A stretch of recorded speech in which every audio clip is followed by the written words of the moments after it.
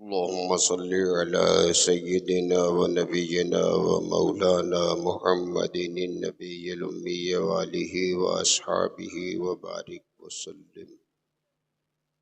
اللهم افتح علي فتوح العارفين بحكمتك وانشر علي رحمتك وذكرني ما نسيت يا ذا الجلال والإكرام. صلى الله تعالى على خير خلقه سيدنا محمد وآله وأصحابه أجمعين برحمتك يا أرحم الراحمين. نحمده ونصلي ونسلم على حبيبه الكريم. أما بعد، فأعوذ بالله من الشيطان الرجيم. بسم الله الرحمن الرحيم. والذي جاء بالصدق وصدق به أولئك هم المتقون. آمنت بالله صدق الله مولانا العظيم وصدق رسوله النبي الكريم ونحن على ذلك لمن الشاهدين والشاكرين والحمد لله رب العالمين. مقتدر عظمت علماء اہل سنت و برادران ملت و محترم حاضرین معزز سامعین، السلام علیکم ورحمۃ اللہ وبرکاتہ. آئیے جی لگا کر سب سے پہلے ہم اور آپ انتہائی محبت، نہایت ہی عقیدت کے ساتھ یک زبان و یک خیال ہو کر آفتاب رسالت، ماہتاب نبوت، شمع بزم ہدایت، نوبہار شفاعت، نوشہ بزم جنت، شافع امت، فرش کی زیب و زینت، عرش کی شان و رفعت، حضور سید المرسلین طٰہٰ و یاسین، رحمت للعالمین، راحت العاشقین، محبوب رب العالمین، عرش اعظم کے مکین، امام النبیین، سرکار احمد مجتبیٰ محمد مصطفیٰ علیہ تحیۃ والثناء کی بارگاہ بے کس پناہ میں جھوم کر بآواز بلند درود و سلام کا نذرانہ پیش کریں اور سب مل کر پڑھیں. اللہم صلی علی سیدنا و نبینا و مولانا محمد النبی الامی وآلہ و اصحابہ و بارک وسلم. حضرات گرامی، جمعہ گزشتہ میں نے آپ حضرات کی بارگاہ میں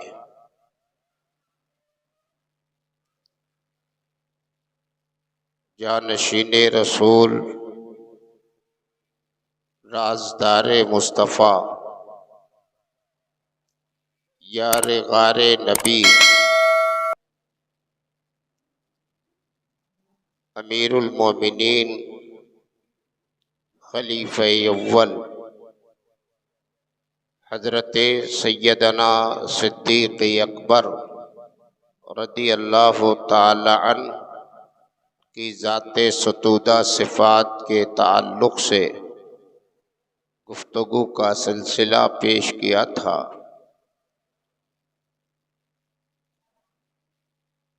وقت کی تنگی کے پیش نظر باتیں پوری نہ ہو سکیں اور آج بھی تشنا لبی کا شکوہ ضرور رہے گا. حضور سیدنا صدیق اکبر رضی اللہ تعالی عنہ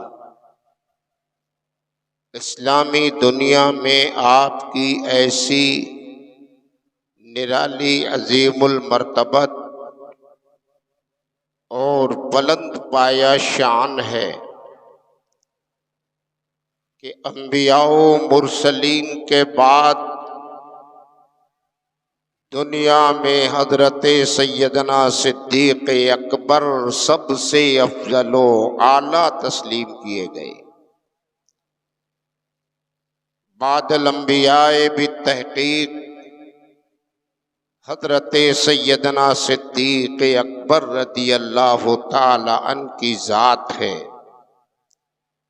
سرکار سیدنا صدیق اکبر رضی اللہ تعالی عنہ کی وہ شان ہے کہ جب میرے آقا نے دعوت اسلام دیا اور خاندان، قبیلہ، دوست و احباب ملک عرب کو اکٹھا کر کے جبل ابو قبیس کی چوٹی سے اللہ کے پیارے نبی نے پیغام صداقت سنایا، اعلائے کلمت الحق فرمایا، سب کو وحدہ لا شریک پروردگار عالم کی عبادت و پرستش کی دعوت دیا، تو منہ سے کوڑنے والوں نے منہ سے کوڑا، چہرے کا جغرافیہ بدلنے والوں نے اپنا چہرے کا جغرافیہ بدلا، ناگوار جن کو لگنا تھا انہیں لگا، جس کو میرے سرکار کی شان میں گستاخی بدتمیزی کرنی تھی اس نے وہ بھی کیا۔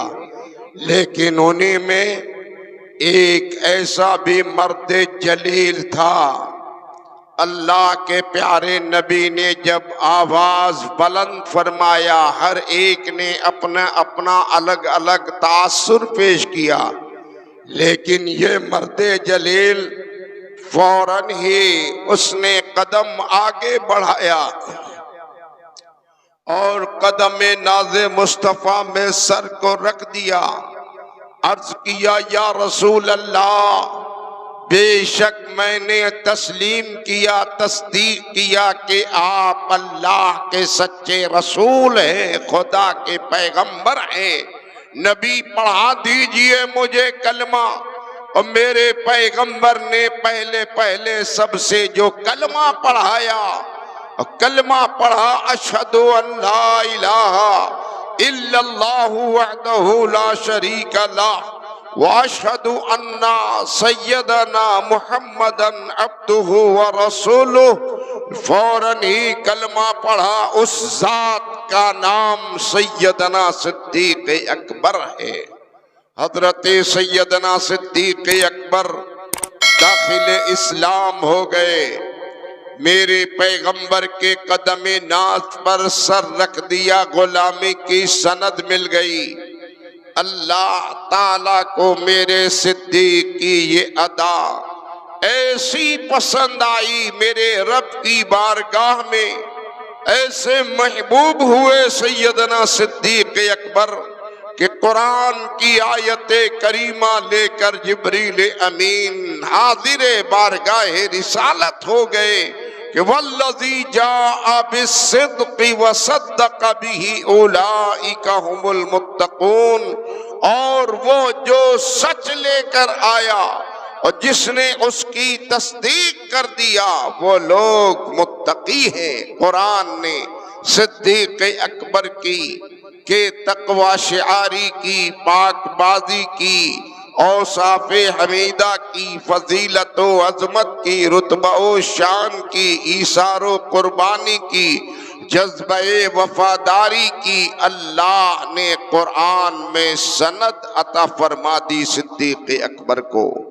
حضرت سیدنا صدیق اکبر کہ زندگی کے بڑے کارنامے ہیں، میرے نبی کے بڑے چہیتے ہیں، نبی کے ایسے جانثار ہیں کہ حضرت صدیق اکبر کے کمالات، عزت و شرافت اور جانثاری بس سب کچھ اپنی سب بے مثال ہے، اپنی مثال آپ ہیں۔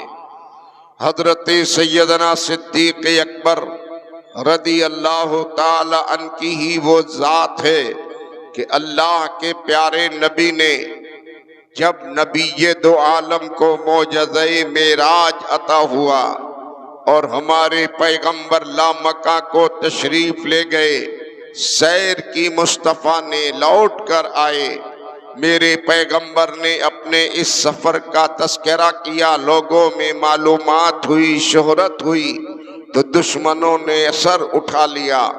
دشمن لوگ تسلیم کرنے کو تیار نہیں تھے، کوئی قبول کرنے کو تیار نہیں تھا کہ ایک فرد بشر اور وہ آسمانی سفر کرے، لامکہ کو جائے، لوٹ کر آئے۔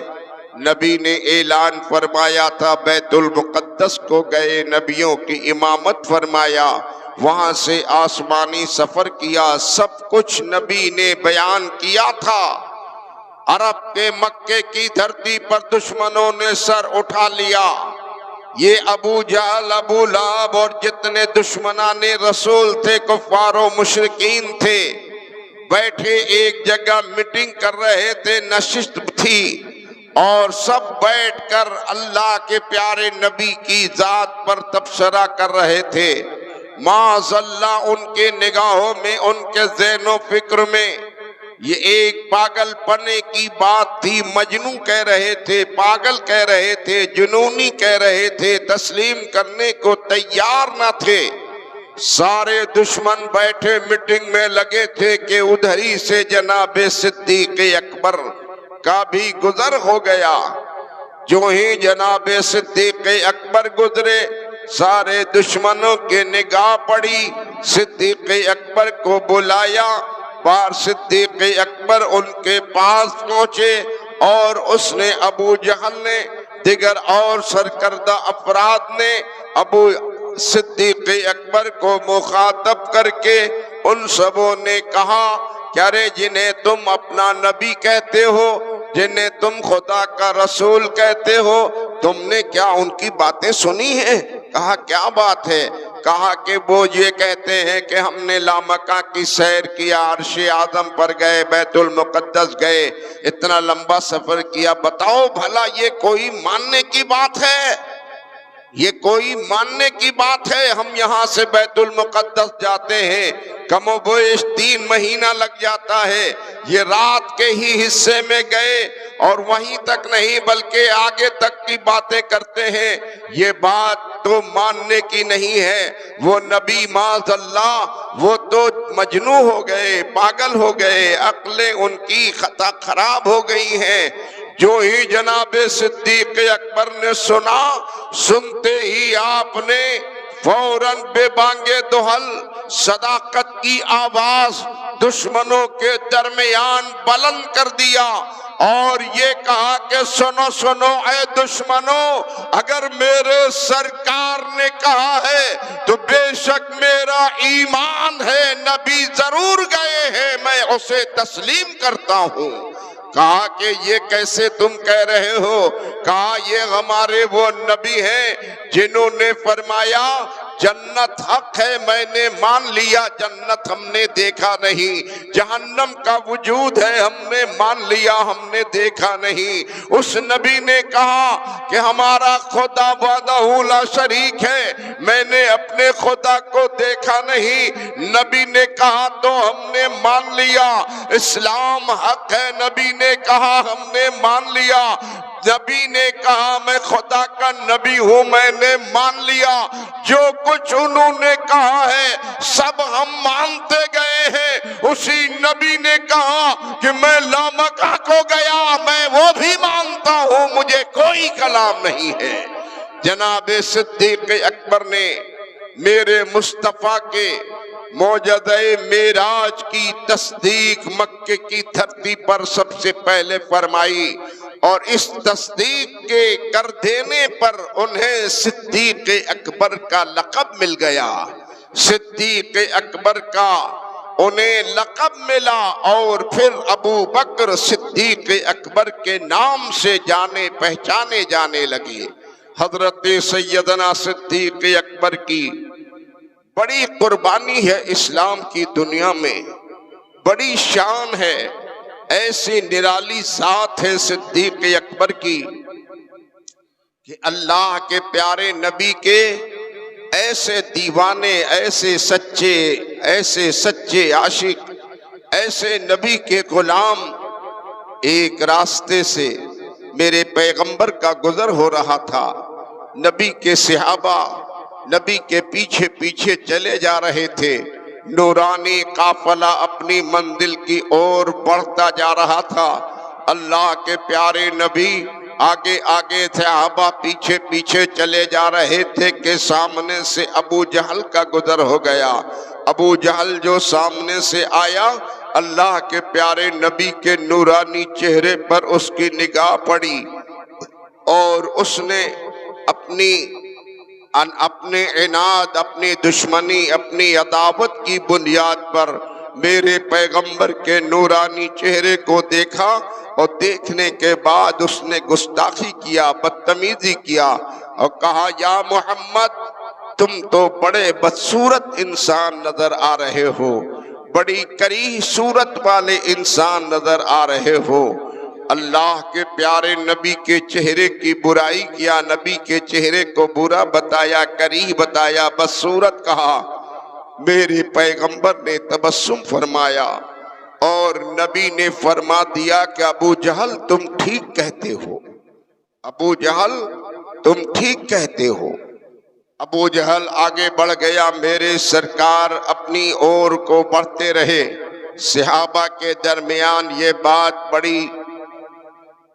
بڑی حیرت کن ہو گئی۔ سارے صحابہ آپس میں پس و پیش کرنے لگے، سوال و جواب کرنے لگے کہ ابو جہل نے اتنی بڑی گستاخی کیا ہے، اللہ کے پیارے نبی نے کوئی جواب نہ دیا بلکہ اس کی بات کی تائید کر دیا، یہ کیسے؟ ہم لوگوں کو تو چاہیے کہ ابو جہل کو سزا سنائیں۔ ابھی ان باتوں میں صحابہ لگے ہیں، قافلہ آگے بڑھتا ہی جا رہا تھا، نبی آگے کی اور تشریف لے جا رہے تھے کہ آگے جو بڑھے تو اب ایک دیوانے رسول کی آمد ہو رہی تھی، ایک عاشق مصطفیٰ کی آمد ہو رہی تھی، ایک نبی کے سچے غلام کی آمد ہو رہی تھی۔ سامنے سے وہ دیوانہ آ رہا تھا، اس دیوانے کی نگاہ پڑی، چہرے مصطفیٰ کو دیکھا، نبی دو عالم کے رخ زیبا کو دیکھا، اللہ کے پیارے نبی کے چہرے مقدس پر نگاہ پڑی، ایسا لگا بلبل نے گلشن دیکھا، ایسا لگا پروانوں نے شمع دیکھا، ایسا لگا طالب نے اپنے مطلوب کو دیکھا، ایسا لگتا ہے عشق نے حسن کو دیکھا، ایک چاہنے والے نے اپنے مرکز عقیدت کو دیکھا، ایک طالب نے اپنے مطلوب کو دیکھا۔ دیکھنے والا کون ہے؟ صدیق با وفا ہے اور چہرے مصطفیٰ ہے۔ صدیق اکبر نے دیکھا، دیکھتے ہی جناب صدیق اکبر عرض گزار ہوئے، یا رسول اللہ آپ کا چہرے پاک تو ایسا بے مثل و بے مثال ہے، ایسے حسن و جمال کے آپ پیکر ہیں کہ دنیا میں آپ کے حسن و جمال کی مثال نہیں مل سکتی ہے۔ بڑے خوبرو ہیں مصطفیٰ، بڑے حسن و جمال کے پیکر ہیں مصطفیٰ۔ صدیق اکبر نے جب یہ کہا تو اللہ کے پیارے نبی نے جواب میں پھر ارشاد فرمایا کہ صدیق تم ٹھیک کہتے ہو۔ صحابہ کے درمیان ہیجانی اور بڑھ گئی، پریشانی اور بڑھ گئی، گفتگو کا سلسلہ دراز ہو گیا۔ یہ کیا معاملہ ہے؟ تھوڑی دیر پہلے ابو جہل گزرا تھا، نبی کے چہرے کو برا بتایا تھا، پیغمبر نے کہہ دیا تھا کہ تم ٹھیک کہتے ہو، اور اب صدیق اکبر کی باری آئی ہے، انہوں نے آپ کے چہرے کی تعریف کیا ہے، بے مثل و بے مثال بتایا ہے، تو نبی نے فرما دیا کہ تم ٹھیک کہتے ہو۔ یہ کیا ماجرا ہے؟ باتیں دو ہیں، جواب ایک۔ برائی کرنے والا بھی ٹھیک، تعریف کرنے والا بھی ٹھیک، ایسا کیسے ہو سکتا ہے؟ دو میں سے کوئی ایک ہی کی بات صحیح ہو سکتی ہے۔ میرے پیغمبر کے دربار میں وہ صحابہ نبی کے ساتھ چلنے والے حاضر ہو گئے، دست بستہ عرض کیا یا رسول اللہ یہ بات سمجھ میں نہیں آئی، ابھی ابو جہل گزرا، چہرے کی برائی کیا، نبی آپ نے فرمایا کہ ٹھیک کہتے ہو۔ صدیق اکبر آ گئے، چہرے کی تعریف کیا، آپ نے فرمایا کہ ٹھیک کہتے ہو۔ اے اللہ کے پیارے رسول، یہ کیا ماجرا ہے؟ برائی کرنے والا بھی ٹھیک، تعریف کرنے والا بھی ٹھیک، باتیں دو ہیں جواب ایک، دونوں ٹھیک کیسے ہو سکتا ہے؟ تو میرے پیغمبر نے تبسم فرمایا اور ارشاد فرمایا، اے لوگو سنو سنو، تمہارے نبی کا چہرہ وہ ایک آئینہ ہے، یہاں جو آتا ہے وہ اپنا چہرہ دیکھ جاتا ہے۔ ابو جہل آیا تھا، اس نے اپنا چہرہ دیکھا تھا، صدیق باوفا آئے ہیں، انہوں نے اپنا چہرہ دیکھا ہے۔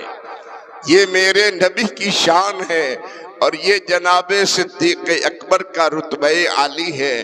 اللہ تعالیٰ نے میرے سرکار کو بے مثل و بے مثال بنایا، ویسے ہی جناب صدیق اکبر جو میرے سرکار کے وفادار جانثار اور نبی کے یار غار ہیں، انہیں بھی بے مثل و بے مثال بنایا ہے۔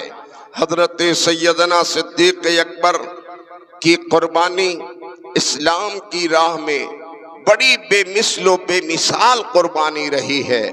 ہمیشہ جب بھی اسلام کو ضرورت پڑی ہے مال و زر کی، مال و منال کی، روپے پیسے کی، تو سب مسلمانوں نے اس وقت کے صحابہ نے اور لوگوں نے خدمتیں کی ہیں، تعاون کیا ہے، اسلام کی راہ میں قربانی پیش کیا ہے، لیکن ہمیشہ جب ضرورت پڑی ہے سب سے بڑھ کر جناب صدیق اکبر کی خدمت پیش ہوئی ہے۔ ہمیشہ ہر موقع پر لوگ بڑھ بڑھ کے تعاون لا کر پیش کرتے، ہر کوئی سوچتا کہ ہم سب سے زیادہ ہماری قربانی ہوگی، سب سے زیادہ ہماری خدمت ہوگی۔ اس حوصلے کے ساتھ لوگ پہنچتے بارگاہ رسالت میں، اپنا اپنا نذرانہ پیش کرتے، اور جب صدیق اکبر اپنی خدمت لا کر پیش کرتے، اپنا نذرانہ پیش کرتے، تو سب سے بڑھ کر جناب صدیق اکبر کا نذرانہ ہوتا۔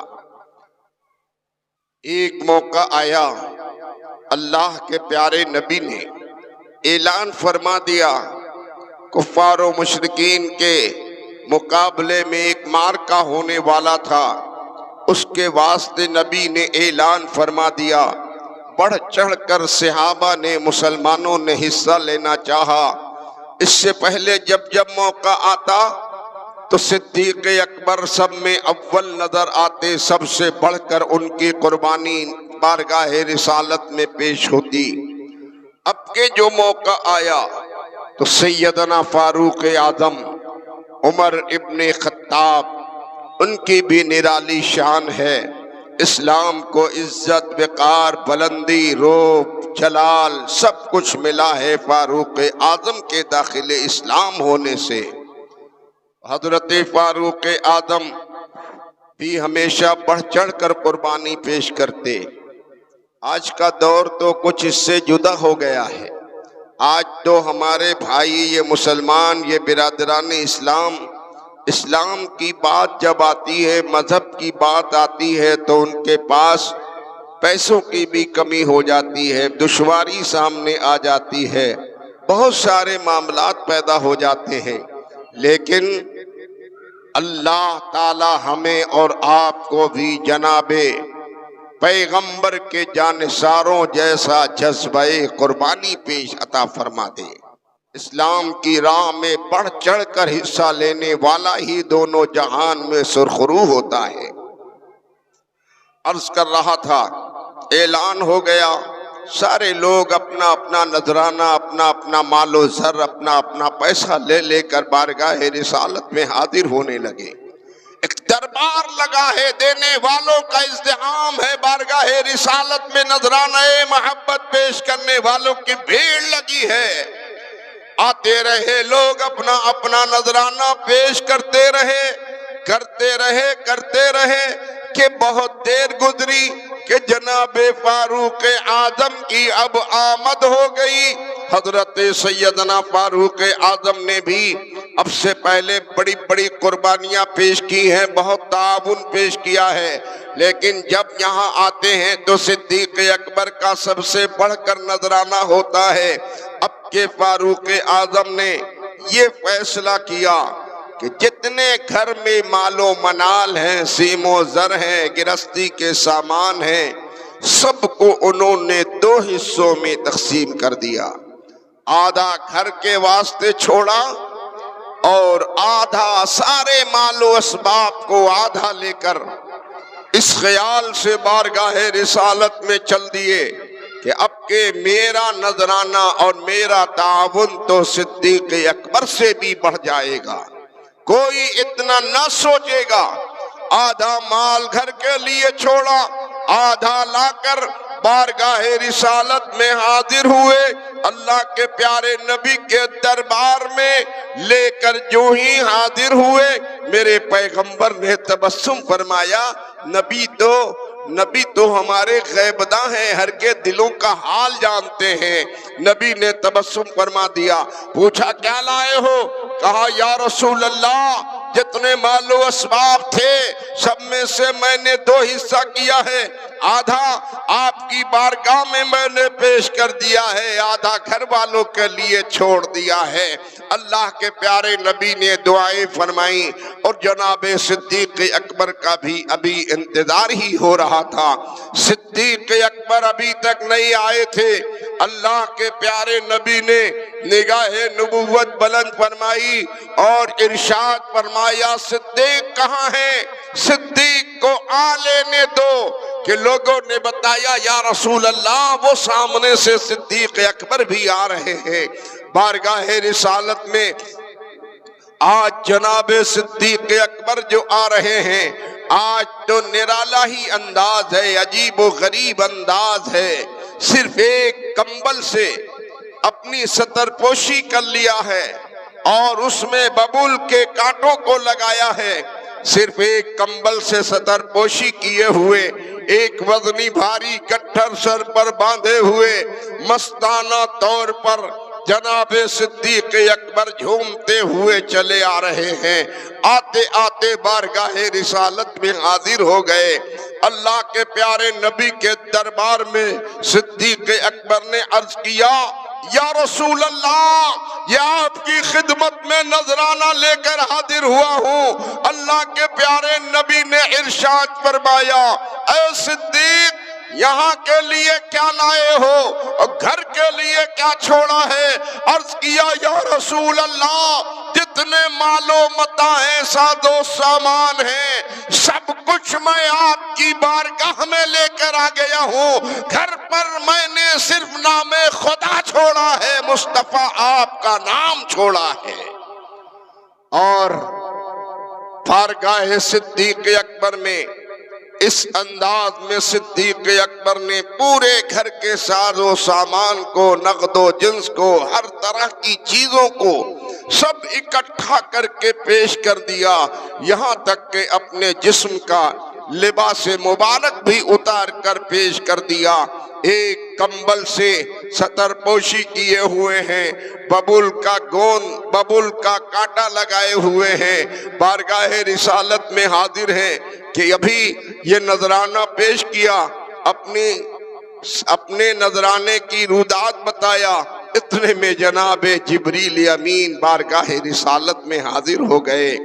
آ گئے جناب جبریل، عرض کیا، السلام علیکہ یا رسول اللہ، اے مصطفیٰ، اللہ تعالیٰ نے آپ کو سلام بھیجا ہے، اور آج جو جبریل آ رہے ہیں تو وہ بھی جبریل امین بھی بالکل ویسے ہی شکل و شباہت میں، ویسے ہی لباس، ویسا ہی ایک کمبل زیب تن کیے ہوئے ہیں، ببول کا کانٹا کھوسے ہوئے ہیں، جیسے صدیق اکبر کا انداز تھا ہو بہو اسی انداز میں جبریل امین آئے۔